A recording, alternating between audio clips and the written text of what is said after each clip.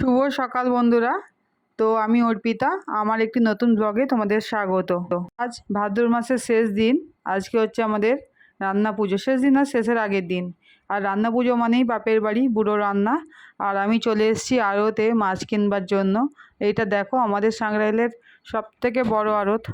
আমাদের এখানকার এটা সবথেকে বড় মাছের আড়ত। এখানে একটু সস্তাও মাছ পাওয়া যায় আর খুব ভালো ভালো মাছও পাওয়া যায়। তোমরা দেখছো কত মাছ, এত লোক আর এত মাছ, দেখতে বেশ ভালোই লাগে। তো তার মধ্যে আমরা মাছটা কিনে নিয়েছি। আমরা কাতলা মাছ কিনে নিয়েছিলাম আর কাতলা মাছটা কাটিয়ে নিচ্ছিলাম। দেখো এখানে লোক বসে থাকে সব মাছ কাটানোর জন্য। কত স্পিডে ওরা মাছ কেটে দেয়, কত বড় বড় মাছ অনায়াসেই কেটে দেয়, যেগুলো আমাদের কাটতে খুবই কষ্ট হয়। মাছ কাটার পর আবার ফিরছিলাম, রাস্তার এপাশের আড়তগুলোও দেখছিলাম কত ধরনের মাছ ছিল। রুই মাছ, কাতলা মাছ, চিংড়ি মাছ, ইলিশ মাছ, ভর্তি মাছ। যার যেমন সামর্থ্য সে সেই অনুযায়ী কিনে নিতে পারে। আর এই যে মাসিরা সব বসেছিল মাছ কাটবার জন্য, আর আমাদের ডাকছিল। আমরা যাক বাড়িতে চলে এসেছি, এসে মাছগুলো ধুয়ে নিচ্ছি। দেখো এই মাছই কেনা হয়েছিল আমাদের, 8 কেজির মতন কাতলা মাছ কিনেছিলাম।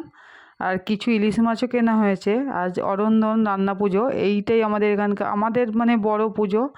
আজকের দিনে এই রান্না পুজো দিয়েই বাঙালির পুজো স্টার্ট। এই আজকের পর থেকে দুর্গাপুজোও মনে হবে। আর মাছগুলো ধুয়ে নিচ্ছিলাম। আর এখানে আমার ছেলে আজকে প্রথম পরোটা বানাচ্ছে। রাত্রিরে খাবার জন্য পরোটা বানানো হচ্ছিল। ও বললো, মা আমি বেলবো। আজ প্রথম পরোটা বেলেছে, দুর্দান্ত দেখতে হয়েছিল না? আর এই যে ইলিশ মাছগুলো মা আগেই কিনে রেখে দিয়েছিল ফ্রিজের মধ্যে, বের করে এখন কাটার মানে তোড়জোড় চলছে। খুব বড় বড় না হলেও মাছগুলো বেশ সুন্দর ছিল, কাঁচা মাছ ছিল। আর আমি কাটতে বসে পড়েছিলাম আর আমার ছেলে একটু ভিডিও করে দিচ্ছিল।